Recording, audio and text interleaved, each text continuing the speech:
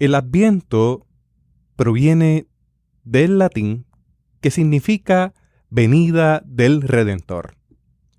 Es el primer periodo del año litúrgico cristiano que consiste en un tiempo de preparación espiritual para la celebración del nacimiento de Cristo. Y la pregunta es, ¿cómo podemos utilizar los relatos bíblicos en preparación de la celebración de la Natividad? Teotecnología.com presenta Teobytes. Busque su taza de café, de té o de chocolate y siéntese a la mesa con nosotros porque este tema será de gran bendición a su vida y a la vida de su iglesia. Saludos y bendiciones, les habla Jesús Rodríguez Cortés y les doy la bienvenida a esta edición de Teobytes. Hoy nos acompaña el doctor Ediberto López Rodríguez para dialogar sobre Adviento. Ediberto es catedrático de Nuevo Testamento y griego en el Seminario Evangélico de Puerto Rico.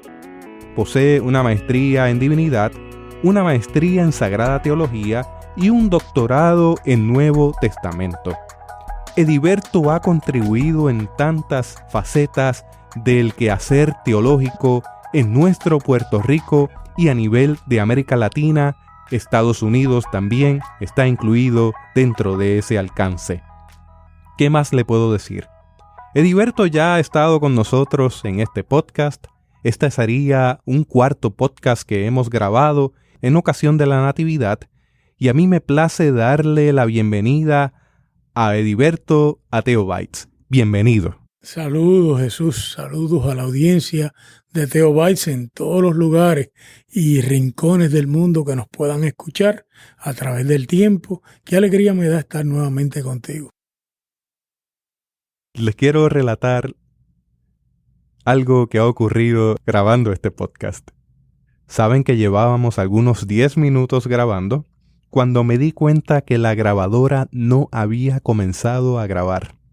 Así que este es un intento fructífero de grabar un podcast para ustedes que esté lleno de toda clase de contenidos que le ayudará a poder desarrollar sus sermones en ocasión de la Natividad. Así que Ediberto, comenzando por un lugar importante. ¿Qué es el Adviento? ¿Cómo lo definimos? El Adviento es el periodo en el calendario litúrgico en que recordamos que uno de nuestros artículos de fe es la esperanza de que el mundo se encamina hacia el reino de Dios. Y el reino de Dios se construye con la imagen de la fe en la venida de Cristo. Pero el Adviento, desde luego, nos pone en contacto con una serie de lecturas bíblicas que se refieren a el fin de los tiempos o lo que llamamos técnicamente escatología. Esto es las enseñanzas sobre el fin del cristianismo y de los judaísmos relacionados al cristianismo. Ahora bien, la Iglesia pues lleva 2000 años meditando en estos artículos de fe que confiesan que Cristo nació en el mundo, pero también que Cristo regresa al mundo. Y por lo tanto, eso nos obliga a hacer un planteamiento sobre qué es lo que nosotros creemos sobre la venida de Cristo. Tú notarás que en nuestras iglesias se dan dos extremos. Los que lo único que hablan es de la venida de Cristo y los que no hablan de la venida de Cristo. El calendario litúrgico está hecho con la intencionalidad de que se le dé una enseñanza balanceada al pueblo de Dios y que se incluyan todos los temas, y uno de los temas que es una de las reglas de fe del cristianismo primitivo y del cristianismo reformado es nuestra fe en que finalmente la historia no termina con que el sol se enfríe y de buenas a primeras desaparezca el cosmos, como dicen algunos científicos. Tampoco la historia termina solamente con la idea de un juicio terrible y la destrucción del cosmos, sino que en el medio de eso están todas estas lecturas sobre la venida del Señor, la venida de Dios al mundo, la venida del Espíritu Santo, el nacimiento de Jesús, que son diversas formas de poder prepararnos frente a aquel que viene, el Señor que viene. Así que sea que le añadimos la riqueza de los colores de Adviento, o las velas de Adviento, o la vela de Cristo, o que vamos cubriendo las lecturas bíblicas sobre la venida de Cristo, estamos meditando en modalidades, diferentes formas de ver aquel que viene al mundo y aquel que trae el reino de Dios al mundo. Y en esa dirección de poder ir definiendo el Adviento, a mí me gustaría que nos relataras un poco sobre cuáles son los textos principales del calendario litúrgico. Si tú observas, los que seguimos el calendario bíblico ecuménico, el calendario está dividido en 3 años, A, B y C. Este año estamos en el calendario, en la etapa A, que lo que tiene son las lecturas de Mateo.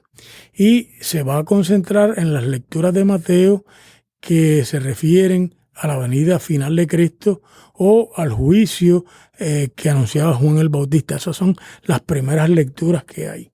Pero luego, cuando llegamos al domingo de Navidad o cercano al domingo de Navidad, hacemos la lectura del nacimiento de Jesús en el año A, que es Mateo 1.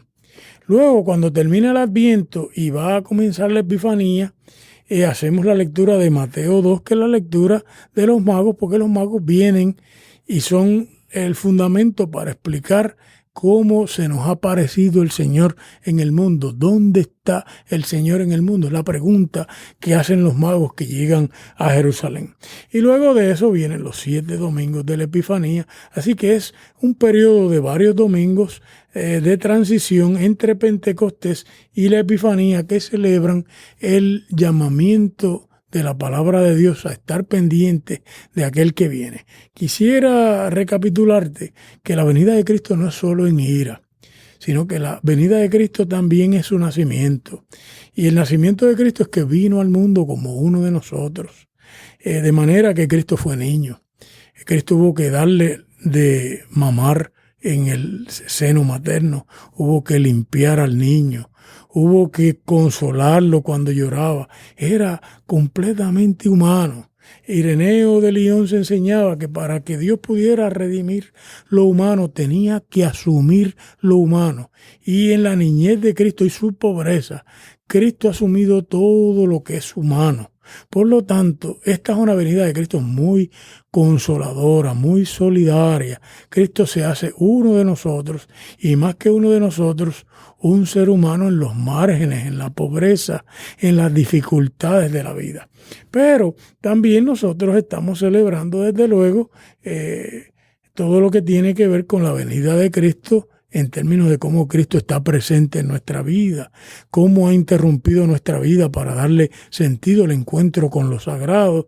Y también, no lo negaríamos, la presencia del Espíritu Santo que nos acompaña en la palabra de Dios y que nos acompaña en el testimonio del Evangelio diario. Así que la venida de Cristo son muchas formas de verla, muchas modalidades, y podríamos decir que una vida enfocada espiritualmente con cierta sabiduría ve al Señor que viene de tantas formas y de tantas maneras que podemos disfrutar el que el Señor nos acompaña, como el Evangelio de Mateo va a comenzar y va a terminar con la idea de que Jesús es Dios con nosotros. Y el último pasaje dice, aquí estoy con vosotros hasta el fin del siglo. Pero en el mismo medio de Mateo, para seguir a Lutero, buscando el argumento de Mateo, Jesús le dice a los discípulos en el capítulo 18, donde quiera que haya 2 o más en mi nombre, allí estoy yo con vosotros. Y cuando los discípulos en el capítulo 14 están metidos en la tempestad y tienen mucho miedo, Jesús le dice, no temas, que yo soy. Así que Cristo nos acompaña aún en los momentos en que nos sentimos totalmente desamparados, y esos son los lugares especiales de la venida de Cristo. En cuanto a Mateo, que es de donde se desprenden las lecturas bíblicas, ¿cuáles serían las pistas que debería seguir una persona lectora comprometida con el Evangelio, comprometida con el texto bíblico, las cuales debería seguir para entender a Mateo? En este programa que estamos grabando, tú has dicho muy bien que nos vamos a orientar a acercarnos a Mateo. El Evangelio de Mateo tenía a Marcos en la mano. Marcos o sabía que la destrucción de Jerusalén era inminente o ya había visto la destrucción de Jerusalén en el año 70. Si eso es correcto, Mateo tiene que haberse escrito después del año 70, muy posiblemente en el año 80 al año 90. El Evangelio de Mateo, cuando tú lo comparas con Marcos, le hace unos cambios a Marcos. Y uno de los cambios que le hace a Marcos es que Marcos empieza con el bautismo de Jesús, pero Mateo empieza con el origen de Jesucristo. Así es que empieza el Evangelio. El origen de Jesucristo es y va narrando. Y ese origen lo tira atrás a Abraham y dice que Jesús es hijo de Abraham y es hijo de David. Y entonces nos empieza con una larga genealogía dividida en 3 fases de 14 generaciones. Y claro, el lector cuando lee eso, si es un lector que tiene alguna suspicacia, se da cuenta que esto no puede ser que Mateo sea un mal escritor. Tiene que haber algo que nosotros desconocemos que quiere Mateo hacer con esta genealogía. Y yo te diría que lo primero que yo observaría como lector es que en Latinoamérica y aún en América del Norte, en Europa, cuando la gente habla de sus antepasados, está buscando su honor. Está buscando qué es lo que le da peso a su vida. Eso se llama en antropología cultural honor adscrito. Por lo tanto, cuando Mateo empieza diciendo que Jesús es hijo de Abraham, le está diciendo a los lectores que Jesús está encajado en la historia de la salvación con el Padre del pueblo de Dios y con el Padre del pueblo al que Dios le dijo que en él serían benditas todas las naciones. Pero lo próximo que dice Mateo es que Jesús es hijo de David. Por lo tanto, el lector competente se da cuenta que la natividad es el cumplimiento de las promesas a Abraham, pero también el cumplimiento de las promesas que Dios le hizo a David, que en su casa siempre habría un sucesor de él, un hijo de David en el reino. Por lo tanto, cuando Mateo dice que Jesús es hijo de David, le está diciendo a los judeos cristianos de su tiempo y a los gentiles que se unieron a esa comunidad que las esperanzas del reino de Dios eran absolutas en la persona de Jesucristo, que había venido al mundo y que regresaría finalmente. Ahora, fíjate, esa genealogía se divide en 3 grupos de 14. Dice que de Abraham a David fueron 14 generaciones. De David al exilio en Babilonia fueron 14 generaciones.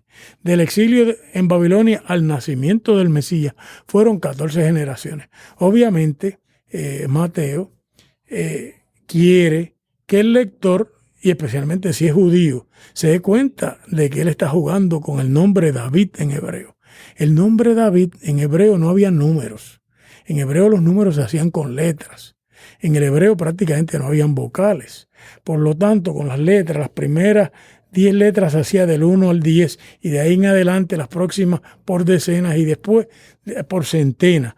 El nombre David en hebreo llega al número 14. Así que cuando el lector lee que hay 14 generaciones, 3 veces se da cuenta que todo lo que Dios le prometiera a David se ha cumplido radicalmente en la persona de Jesús de Nazaret. Así que es un esquema de promesa-cumplimiento. Parecía que los babilonios habían destruido la promesa de Dios. Parecía que el imperio persa había acabado con la promesa que Dios le había hecho a David del Mesías en su trono.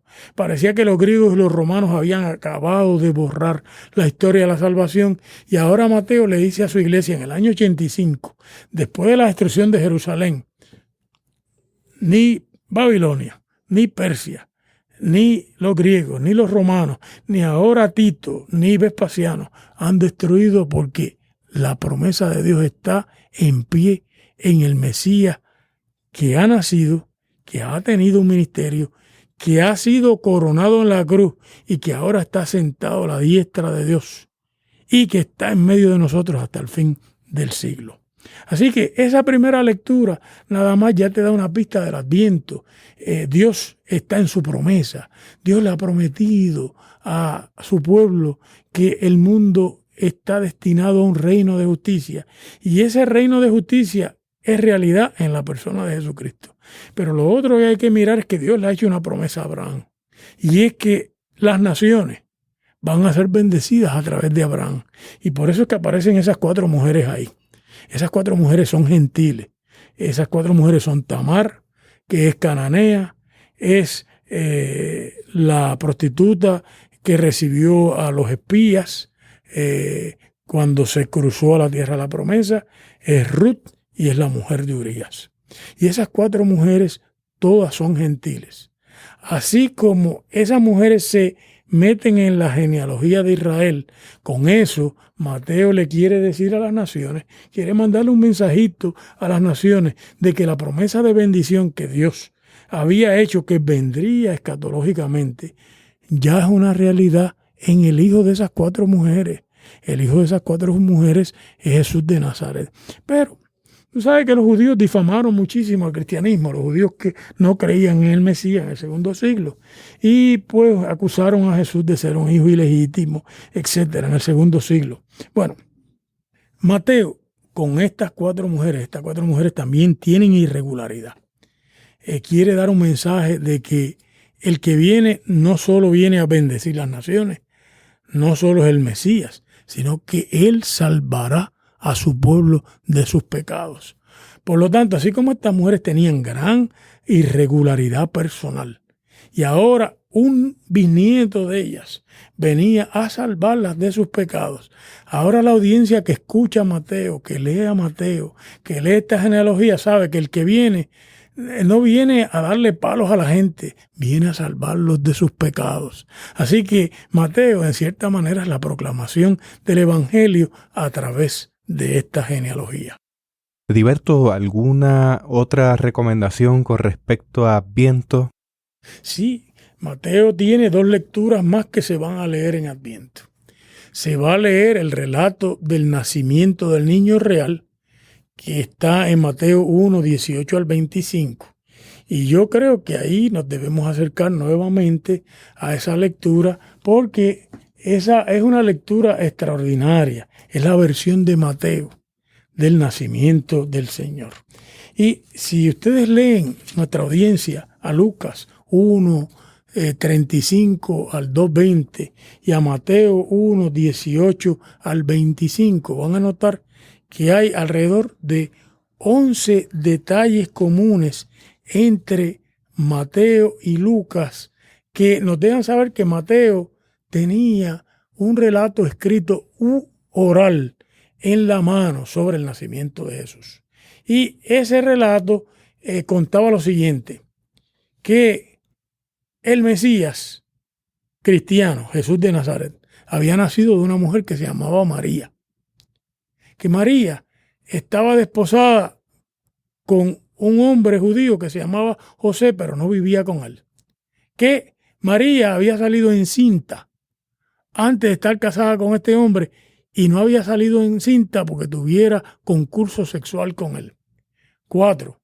Que el padre y la madre de Jesús, María y José, los padres legales, se habían ido a vivir juntos, pero no a convivir sexualmente, en lo que la niña, María, una niña de 13 o 14 años, en aquel mundo dio a luz.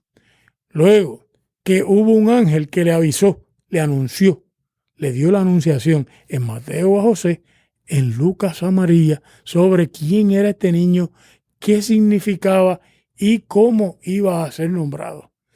Lo otro que cuenta Mateo es que el niño era un Davida, y para eso es que pone la genealogía, porque José es descendiente de David, y cuando José nombra al niño, lo nombra como su hijo, y cuando usted nombra a un niño como su hijo, ese niño recibe todas las bendiciones hereditarias que pueda recibir a través de usted. Lo próximo es que todos esos relatos señalan, esos 2 relatos, el relato previo, que el niño fue engendrado por el poder del Espíritu Santo. Así que aquí estamos en la creación de Dios en Génesis 1, 2, de nuevo. Y finalmente que el niño se llamará Jesús y lo que significa ese nombre. Se nos queda algo, que el niño nacería en la historia, en el tiempo, en el espacio, en el tiempo del reino de Herodes. Tanto en Lucas como en Mateo. Son 11 datos comunes entre Mateo y Lucas que nos dejan saber. Mateo no tenía Lucas en la mano, ni Lucas tenía Mateo, porque habría que explicar por qué estos relatos son tan distintos. Pero ambos tenían un relato muy antiguo del cristianismo del año 50 o 60, que tenía esta fe en que Jesús era un niño especial. Y ambos cuentan este nacimiento del niño especial. Ahora, el nacimiento de Jesús nos señala a Jesús como una forma del Adviento, porque viene el Señor al mundo como niño y viene como el niño de una familia con un gran honor, pero ellos son del lado pobre de esa familia. Así que el niño está en los márgenes de la sociedad. Número 3, uno ojea el relato y se da cuenta que el niño nace en una gran crisis, porque esta es una madre que sale encinta sin haber tenido concurso sexual y el padre, que dice que era un hombre justo, pensó divorciarse de ella secretamente. Así que es una historia de lágrimas, de angustia, de sufrimiento. Es una historia de la presencia de Dios en las crisis familiares más terribles que se puedan dar en medio de una comunidad. Y además, el relato, si ustedes lo miran bien, también es una angelofanía. El ángel del Señor acompaña al pueblo de Dios a través de los tiempos, lo acompaña en la salida del Éxodo, a través del desierto, y ahora acompaña a José y a su esposa María, y por medio de un sueño le cuenta a José quién es ese niño. Ahora, esto va atrás al judaísmo, al nacimiento de varios niños especiales. Si tú lees a Josefo, cuando el padre de Moisés llega de trabajar allá en toda la esclavitud que los tenían, encuentra a su esposa encinta. Y allá en Josefo, la niña Miriam, parecido a María, ¿verdad?, le cuenta que ella ha tenido un sueño, que ese niño que tiene su mamá en el vientre va a salvar a Israel del faraón. Ahora a José le sucede lo mismo. Tiene un sueño donde se da cuenta que el niño que está en el vientre de su esposa es el salvador del pueblo de Dios, de todos sus pecados. Lo otro que uno nota es el tema de quién es este hombre. Si en Lucas el primer creyente es la Virgen María, en Mateo el primer creyente es San José. José le cree al ángel, toma a la niña, se la lleva a su casa. Cuando ella da a luz, le pone el nombre que el ángel le ha dicho. Y además Mateo termina el relato diciendo que no la conoció bíblicamente hasta que ella dio a luz al niño. Con esto demuestra la gran piedad, el gran temor de Dios, el modelo de lo que es un justo. En San José, al ver el gran respeto a la santidad de esta niña y a la santidad de su hijo, al hijo que él tendría, que sería el Mesías de Israel. Y con esto el cristianismo nos pinta todo el significado del primer advenimiento de nuestro Señor, nos deja mirar la belleza de la fe de los cristianos primitivos y nos deja ampliar la visión de Marcos. Marcos empieza su evangelio diciendo que él va a contar el evangelio de Jesús, el Mesías, pero nunca, o mejor dicho, nos explica que él sabe que Jesús es el Mesías en el bautismo de Jesús, pero Mateo y Lucas no. Mateo y Lucas lo retrotraen atrás al nacimiento. Este niño es el Mesías judío desde el nacimiento. Déjame contarte algo que a nuestra audiencia le debe interesar, y es Segunda de Enoc, capítulo 23 de Segunda de Enoc. Allí se cuenta el nacimiento de Enoc. Y en el nacimiento de Enoc es parecido a este nacimiento. El padre de Enoc hacía 3 años que se había ido de la casa.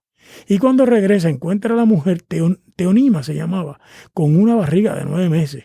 Y el padre cree que ella ha adulterado y sale a buscar el pueblo para juzgarla por adúltera. Y cuando regresa encuentra a la mujer muerta.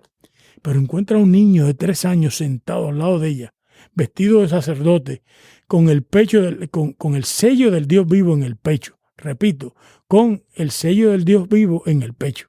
Entonces la comunidad le dice, no te atrevas a tocar a este niño, que este niño es un hijo de Dios. Asimismo Mateo, en ese mismo ambiente teológico del judaísmo intertestamentario, que lee esto tanto en el nacimiento de Moisés como de Enoc, trae todo esto para explicar cómo Jesús es hijo de Dios en el nacimiento, porque Dios puede traer a su hijo de una manera milagrosa. Cuando un nacimiento es milagroso, en términos de género literario, se le llama, tiene un sentido de leyenda, porque explica un milagro en la historia del pueblo de Dios, que no se puede ir atrás a la historia a probarlo, pero que sin esa explicación no se puede entender la fe. Así que el nacimiento de Jesús viene vestido del género literario, el nacimiento de un niño especial. Viene vestido de una angelofanía, viene vestido con el lenguaje de estos relatos de nacimientos especiales. Y finalmente, lo otro que hace Mateo es añadir la cita de Isaías, capítulo 7. Fíjate, Calvino nos enseñó a leer la Biblia. Calvino decía que los textos bíblicos tenían varios significados. Y este fue uno de los pasajes que Calvino comentó.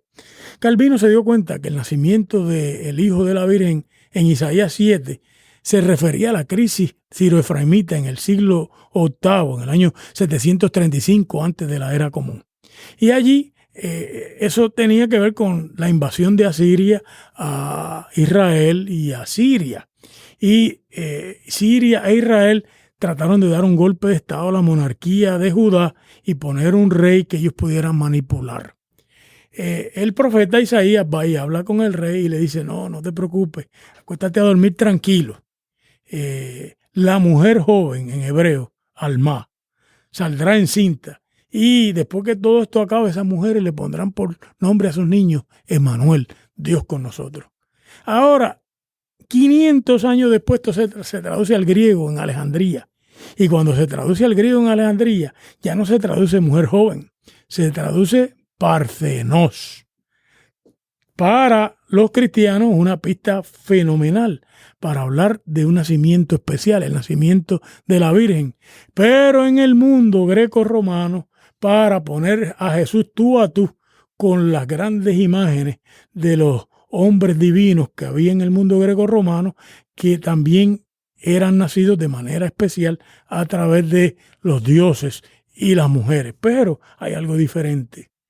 En el mundo griego es la idea del concurso sexual de algún dios griego con una mujer, como el nacimiento de Alejandro Magno o el nacimiento de César Augusto. Pero el mundo judío no. El mundo judío va a plantear que la venida del Señor no es sexual, porque es el advenimiento del Espíritu Santo, como en Génesis 1, para que el Mesías pueda nacer como una creación especial de Dios. Pero no es gnóstico, no es un nacimiento que Cristo, como en apariencia, cayó en el mundo, o Doceta, que aparecía que era hombre, pero no era hombre. ¿Por qué? Porque dice el evangelista Mateo que la niña saldrá encinta. 2, que dará luz. Y que 3, a ese niño le pondrán por nombre. Por lo tanto, el niño nace completamente humano. Así que la primera venida del Señor al mundo es una venida en solidaridad absoluta con el ser humano. El que viene, nada humano les es extraño. Tiene que estar en el vientre materno, nace del vientre materno y luego tiene que ser socializado y criado en una cultura y enseñado en el mundo de los seres humanos y constituido en un ser humano como nosotros. Porque solo cuando Dios asume el humano puede salvarlo. Yo te tengo una última pregunta al cierre de esta edición. Porque tengo una preocupación. ¿De en qué modalidad podemos predicar estos 4 sermones? Y se me ocurre pensar en 2 modalidades. Una, cuidado pastoral para la persona que se siente que necesita reafirmar su esperanza, ponerse en pie y continuar caminando en medio de las diferentes situaciones de vida. Ese es un lado. Por el otro lado, también pienso y te traigo sobre la mesa que podría haber alguno que otro sermón en modalidad de desafío profético.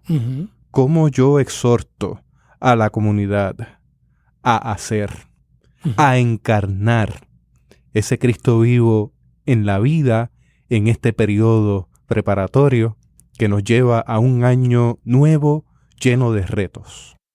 Y yo creo que tú has traído las claves fundamentales de la lectura bíblica.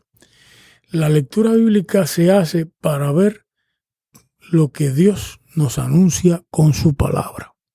Y este año que estamos celebrando el 5º centenario de la Reforma Protestante, pues nos remite atrás a los reformadores y cómo ellos leían la Biblia. Y yo quiero recordar algún tipo de lectura bíblica que hacía Calvino y Lutero. Calvino decía que el texto nos servía como espejo. ¿Y qué quería decir eso? ¿Qué quería decir Calvino con que el texto nos servía como espejo? Pues Calvino lo que quería decir era que las historias bíblicas contaban cosas que hacían que nosotros no tuviéramos que pasar por algún tipo de sufrimiento o algún error, sino que podíamos con el texto bíblico darle buen curso a nuestra vida. Así que cuando tú miras esas genealogías, lo primero que descubres es que en esas genealogías hubo grandes irregularidades humanas.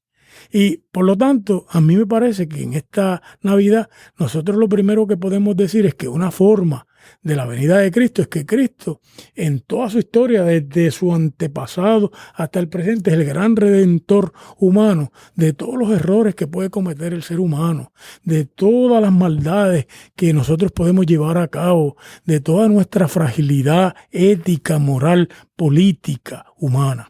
Así que en ese sentido, cuando yo veo esas 4 mujeres ahí, y veo la fragilidad humana, y veo los hombres que entraron en la fragilidad con ella, digo, ahí estoy yo en mi fragilidad, ahí está nuestra audiencia, nosotros somos seres humanos frágiles, siendo muy reformados, nosotros no somos justificados por nuestras obras, nosotros somos pecadores y somos fuertes pecadores, y si vamos a ser salvos de alguna manera, va a ser debido a la palabra de gracia. Así que eso es lo primero que yo miraría.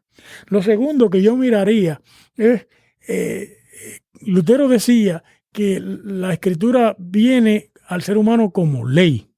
Y ley no es que tú tienes que observar algo, es que no lo puedes observar.